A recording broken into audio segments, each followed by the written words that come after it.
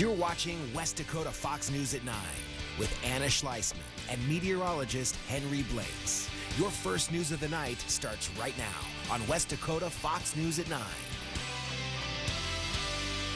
Well, the controversial pore space bill is heading to the governor's desk, and the opposition is calling for a veto, even after some changes were made. The bill amends the definition of land to exclude pore space, a natural opening in the ground that's used for storing oil field waste. An earlier version of the measure wanted to store natural gas underground to reduce flaring. Department of Mineral Resources Director Lynn Helms says it could save more than 100 billion cubic feet of gas, generating $1 billion in taxes for the state. The Northwest Landowners Association says the bill still unlawfully takes property from landowners for oil and gas operators to use for free. Governor Burgum has not indicated whether he will sign it. And Red Trail Energy, a coal-fired ethanol plant, is working on a related project. Jordan Verdadero has the details. Red Trail Energy is working to store carbon underground instead of releasing it into the atmosphere. Taking the CO2 off our facility, compressing it and getting it into a liquid state, and then actually injecting it into a formation where it'll stay there for hundreds of years. Red Trail Energy will have the first carbon capture and storage project in North Dakota. We're excited for actually capturing the 45Q tax credit. That's huge for our investors. Charles Gorky of the Environmental and Research Center says Red Trail Energy is in stage 3 and has just completed the 3D seismic survey, which is being analyzed to see if the company can move forward. The next step would be drilling what we call a stratigraphic well. Bachmeyer says he believes this will benefit North Dakota environmentally and economically. We're looking to get our ethanol into the low carbon fuel standard in California and Oregon and lowering our CI value, and that there's a carbon intensity value of our ethanol production. Gorecki says positive changes underground come with carbon capture. So you can use it for enhanced oil recovery, or in this case, permanently storing it up for an ethanol facility. You create an ethanol then that has a lower carbon intensity than other ethanols, for example. Both Bachmeyer and Gorecki say they're excited to be a part of the first carbon capture and storage project in the United States. In Richardson, I'm Jordan Verdadero reporting for your news leader. And potentially good news for the oil industry. Vice President Mike Pence says the United States-Mexico-Canada trade agreement will be a big win for American energy. He spoke while touring oil rigs in Texas, to which we are second in the industry. Pence says he expects Congress to approve the USMCA this year. Well, that rain definitely did come today, Henry. How are the next few days looking? Yeah, next few days looking good, but for right now, let's talk about the showers that's going on right now across eastern and western North Dakota right now. Grand Forks still getting some rain, but we've got some spotty showers across the far west down into Grant County. Showers will continue for the moment, but especially as we get closer to midnight and after, that's where the rain chances will be coming to an end. Slick roads and Minot, as far as rain is concerned in the liquid variety, that chance is going to continue for the time being. Williston, you've got some showers in and around the city. Bismarck, Mandan, we've got a break from some of the wet weather, but in Dickinson, we see the clouds well to our north with a little bit of rain reaching the ground. So spotty showers are in the forecast for you. But for the time being, let's check out your morning commute. We're going to be waking up to mid-30s and a light west wind. A little bit of cloud cover, but moisture will be out of here. I have forecast and more later on. Thanks, Henry. Well, it's been almost 17 years since the kidnapping of Elizabeth Smart in Utah. And tonight, she shared her powerful story at Minot State University. Charlie Young has more from this special presentation. Earlier today at Ann Nicole Nelson Hall on Minot State's campus, Elizabeth Smart shared her story of getting kidnapped at a young age in Utah. I remember falling asleep. And then the next thing I remember hearing was a voice, and it was a man's voice. And then I heard the voice again, repeating the same words again, saying, I have a knife at your neck, don't make a sound, get up and come with me. And honestly, I was terrified. It really did seem like he was invincible. And with both my captors standing on either side of me as we're being questioned by the police, why would the police believe me over my captors? And he finally said, you know, there's this girl, and she's been missing now for a very, very long time. And her family, they've never stopped searching for her. They've never stopped loving her. They've never given up hope on her.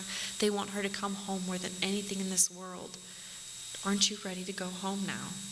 And it was finally only in that moment that I was finally able to admit who I was. Elizabeth Smart's story was empowering to all who heard what she had to say, including myself, as I grew up in Utah and I remember it happening. In Minot, I'm Charlie Young reporting for your news leader. Well, thousands of schools in the Denver area closed today as authorities searched for 18-year-old Sol Pais, who was found dead this morning from a self-inflicted gunshot wound. She reportedly made threats as she traveled from Miami to Colorado, where she bought a gun and ammunition. School officials say they're no stranger to threats, but this one felt different. But why, and what led authorities to her? The FBI says it started with comments she made to people they interviewed. Comments that were troubling with regard to her infatuation with Columbine, the recognition that the Columbine anniversary is coming this weekend, things like buying 3 one-way tickets in consecutive days, very unusual activity. School resumes tomorrow with increased security. And what took 100 years to build took hours to destroy. But there are plans to rebuild the historic Notre Dame Cathedral in Paris that tragically burned 2 days ago. Construction workers were already spotted at the site after French President Emmanuel Macron set an ambitious 5-year timeline. But experts say full restoration will likely take 10 to 15 years. In the meantime, Pope Francis says he stands in solidarity with the people of France.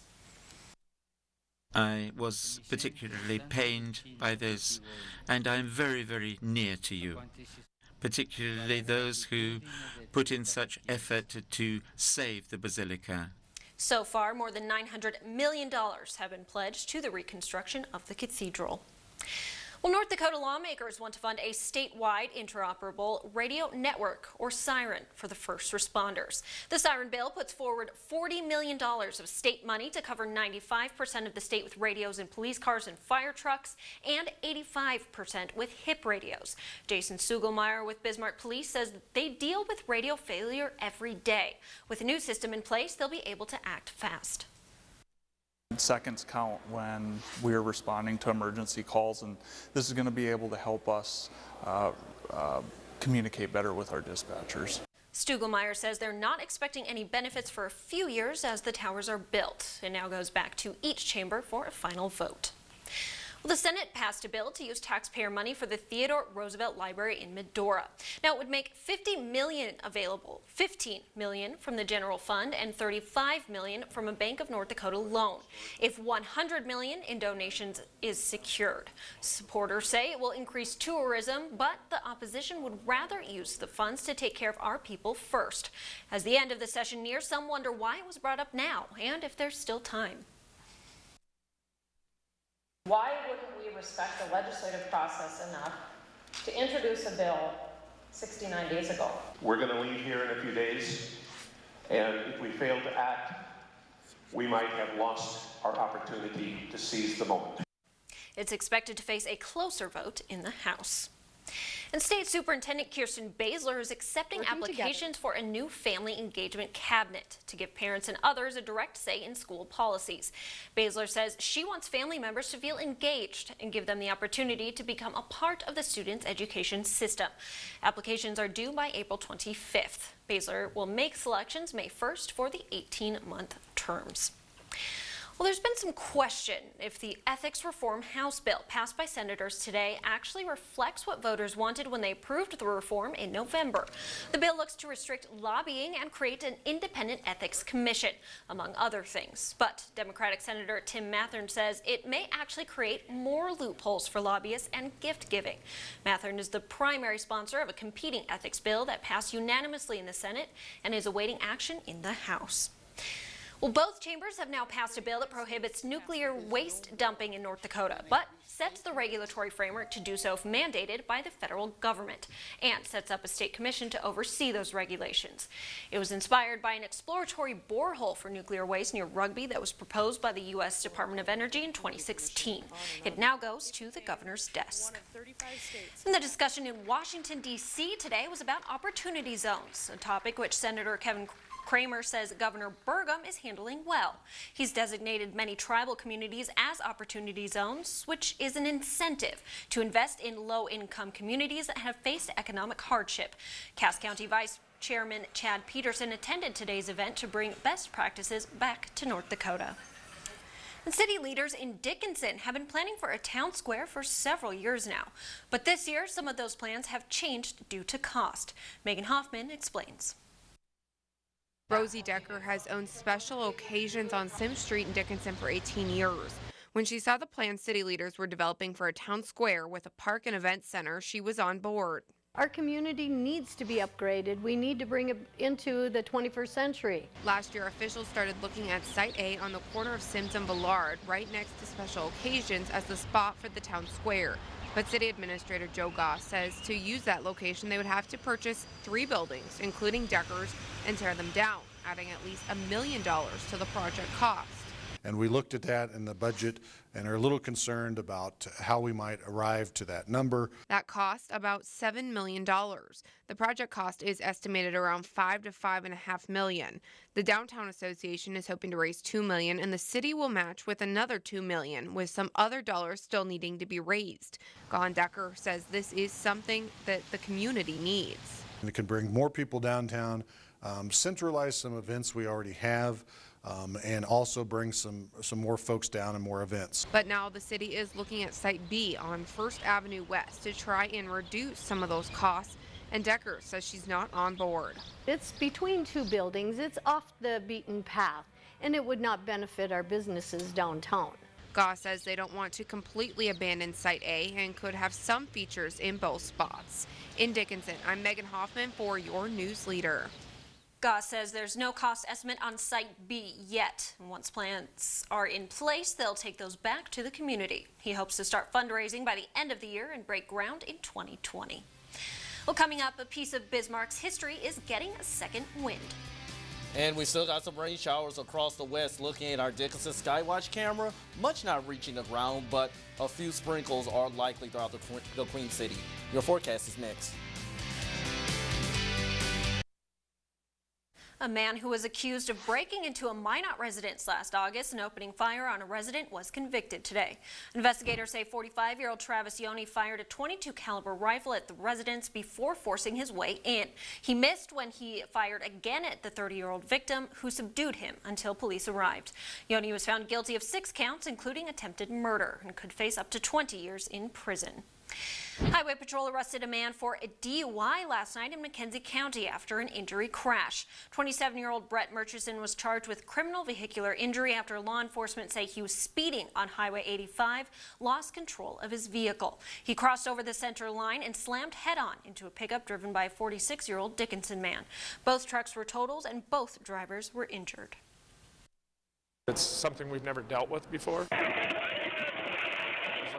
Your News Leader obtained video of a multi-agency police chase after an 18-wheeler. Chase after an 18-wheeler. The semi raced over 70 miles an hour and injured a McLean County corporal as he was dodging spike strips. When they deploy the spikes, the semi would actually come at the deputies and the patrol cars, and then he'd see the spike strips and veer away from our deputies. The chase ended in McLean County after one of several spike strips finally worked.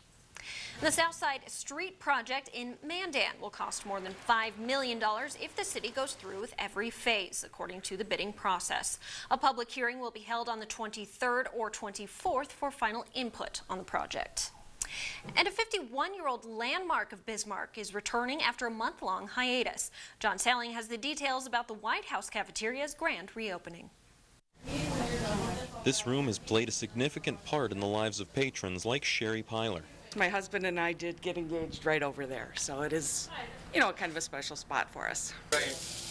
The owner decided it was time to retire last month and announced that the restaurant would close. The Design Shack in Mandan took over the recipes to continue the tradition.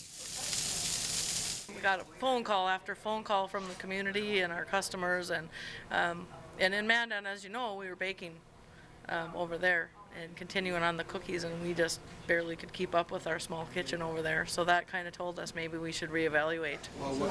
Tate is making some changes to the business, but has decided to reopen the White House cafeteria. Well, I was glad to see that they reopened, which is why I'm here today. I was pretty sad to see it close. It was always good food and always quick lunch for us people that work downtown. I need a bowl of borscht too. It will be open from 10 to 2 Monday through Thursday and 11 to 7 on Fridays. In Bismarck, I'm John Salling for your news leader.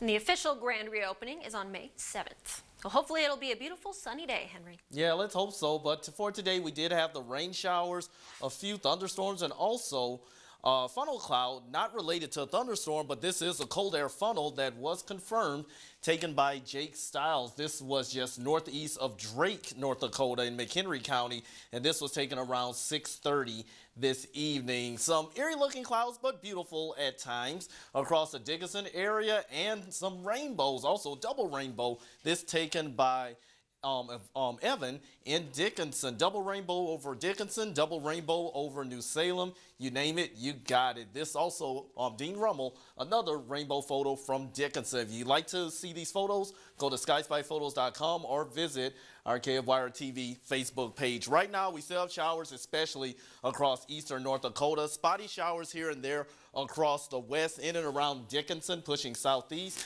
and another batch over Edinger County, the eastern part of the county, and southern Grant County heading into northwestern Sioux County. All we're getting is just mostly a few light showers out of this.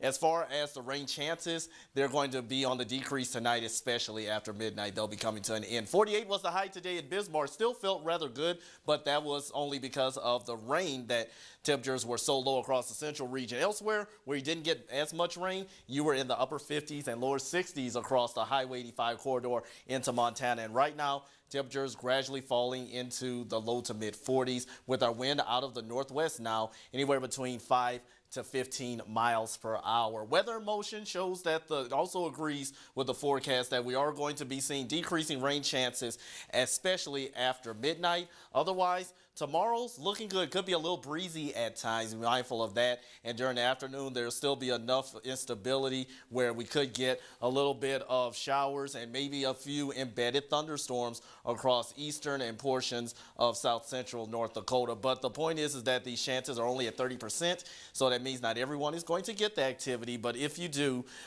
just expect nothing to be severe. Thank goodness for that. Otherwise, our morning lows are going to start out in the 30s as we wake up. By lunchtime, we are in the 50s, and afterwards, we will be getting pretty close to 60 degrees. Northwest wind picking up the times at breezy, so it's going to be averaging anywhere between 10 to 20 miles per hour with some brief gusts to 30.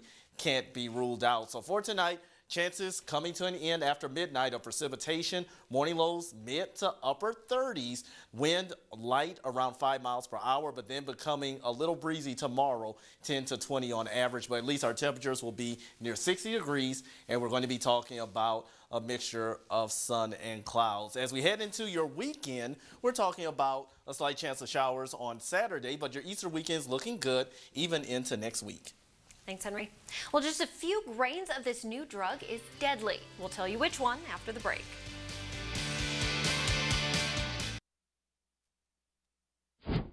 The state health department says 4 people have fallen ill due to a salmonella outbreak linked to frozen raw ground tuna. The CDC says the tuna from Louisiana-based Jensen Tuna was imported from Vietnam and was recalled after 13 people in 7 states have gotten sick since January. And some bad news for bacon lovers. A new study claims eating just 1 slice of bacon a day could increase your risk of cancer. Researchers tracked nearly 500,000 adults in the UK over 5 years, finding for every 25 grams of processed meats like sausage or bacon eaten every day, the risk of colorectal cancer went up 20%. 25 grams roughly equates to a thin slice of bacon. And federal officials released details on what they're calling the largest prescription opioid takedown in history. The Appalachian Region Prescription Opioid Strike Force spanned 8 states and resulted in charges against 60 people, including pharmacists, nurse practitioners, and 31 doctors. Authorities say 2 of the doctors traded pills for sex, and another, who officials say called himself the Rock Doc, is accused of prescribing nearly 1.5 million pills over 3 years. And now officials are warning against the drug carfentanil, which is 10,000 times stronger than morphine and 100 times stronger than fentanyl. The DEA says it's been used recreationally and is responsible for 3 overdose deaths in California. It's so dangerous it even poses a risk to first responders who come into contact with it accidentally. Any one of us could become addicted to this drug and succumb to it. And it's extremely addicting. You only need to be exposed to it once and you will be hooked. Carfentanil is normally used as a tranquilizer for very large zoo animals and only takes 0.02 milligrams to cause a deadly overdose. Well, the largest cleanup job in history was named by FEMA. Details next. The largest debris removal for any disaster in U.S. history was due to a hurricane, according to FEMA. Hurricane Michael was responsible for displacing 20,000 residents, creating a 17 million cubic yard debris field and causing $661 million of damage in Bay County. After federal assistance, the county will still be responsible for about $80 million. They've borrowed $250 million so far to pay vendors until they can be reimbursed by FEMA. Goodness, let's hope for a calmer season this time, Henry. Yeah, we can always hope so. The time is coming. But here we've got the rain showers ending after midnight. We'll be waking up to 30s, a light wind, and dry conditions. But it will become a bit breezy starting during the afternoon. Highs are going to be near 60, and there will be a slight chance of a few showers and isolated thunderstorms for some tomorrow. Otherwise, we're looking at decent weather. All right, 73 on Friday. Bring it on. Thanks so much. Have a good night.